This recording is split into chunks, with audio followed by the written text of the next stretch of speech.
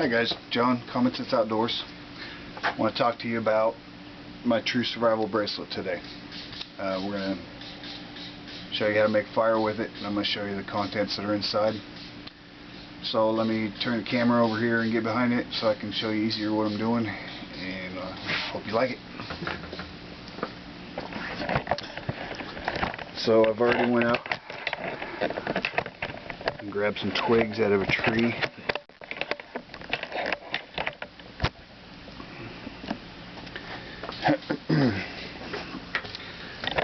Let me move you over here for a second.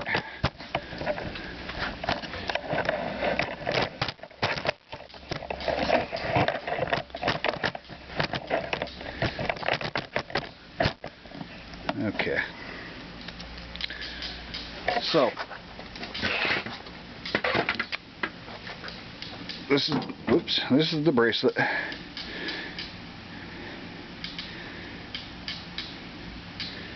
I do have these on eBay. If at the end of it you're interested, want to go look for it, just search True Survival Bracelet. First thing is a whistle buckle. Surprisingly loud for the size. Then we have 3/4 inch piece of ferro rod. It's got a hole drilled through, so it's on there solid. Cordage goes through it, holds it on there. This is 2 strands of jute twine. When I put it in, I twist it as I put it in so that it doesn't fray as bad when it's twisted, and it's a nice looking one solid stripe instead of 2 that they spread and they fray. This is a scraper plate I've come up with. It's a piece of sawzall blade. So that's the fire aspect. You got your jute for the tinder, scraper, ferro rod. So what you do, if you do purchase one of the ones I make, when it comes to you, it will be flat. As soon as you get it and get ready to put it on, bend it into a circle before you ever try putting it on your wrist. You can see how it holds its shape. We'll talk about that in a little bit. But if you flip it over, you'll see on one side there's kind of a knot in the jute, and the other side is just a little fray. That's the end you want to pull it out from. So you just start grabbing it, pull it through.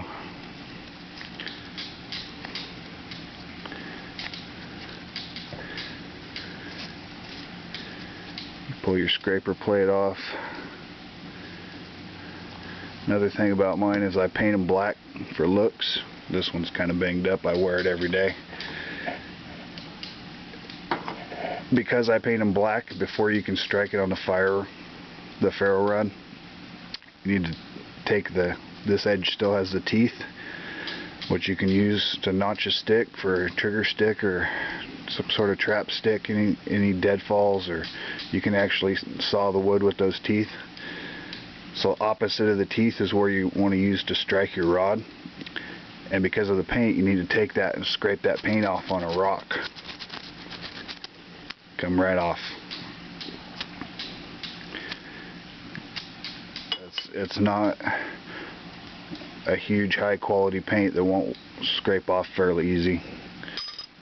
It's kind of cosmetic, but if I put high dollar paint that you couldn't get off, you wouldn't be getting any spark off your ferro rod.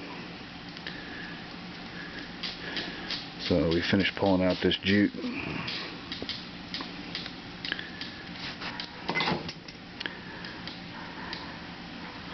Then what you want to do is you just take it and start pulling it apart, fraying it out.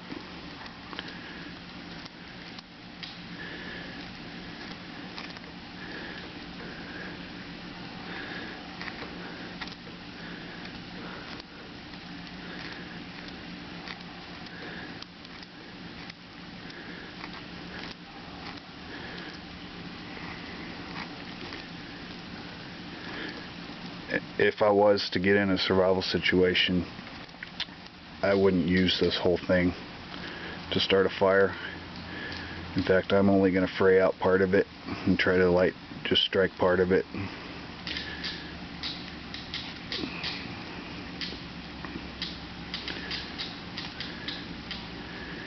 You know, depending on your conditions, if it was wet, you didn't have good tinder to back it up or something, you might have to use it all. But I would definitely, in a survival situation, attempt to use as little as possible to get the fire going.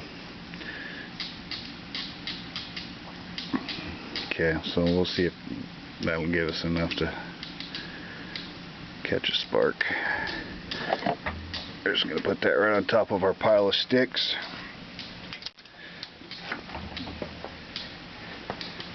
Now, the ferro rod on here, like I said, is 3/4 of an inch. I don't want to strike mine up unless I had to, because I have ferro rods everywhere. But to prove that 3/4 of an inch works, this is actually 7/16. So if I can strike spark off of this, I can definitely do it off 3/4 of an inch. The technique about it is flipping.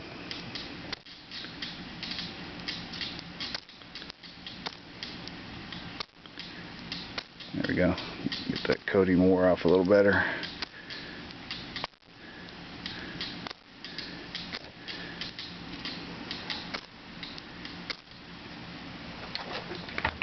Get the camera in my way.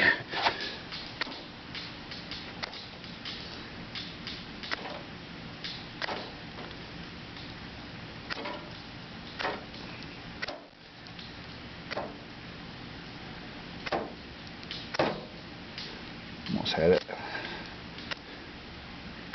There it goes. I actually resorted to using the teeth to scrape it with. Wasn't getting a good bite on 7/16, but trust me, with 3/4 it works very, very easy.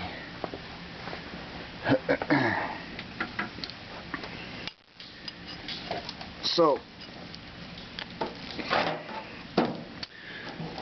there you have it. I just made fire with something that's on my wrist every day.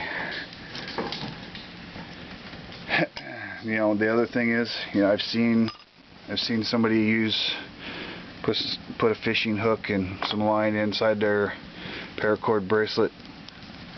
I've seen, of course, probably everybody's seen the guy with the fire aspect. He uses this as a toggle. The way I've done it, I've added the whistle, still a trilobite weave. If you can see this lump right here, I'm going to turn the camera around and show you what else is in there. So obviously we have the ferro rod, the jute, the scraper, the whistle. This is about 15, almost 15 feet of paracord, which it's an 8-inch bracelet. And we'll turn around and I'll show you what's inside of it.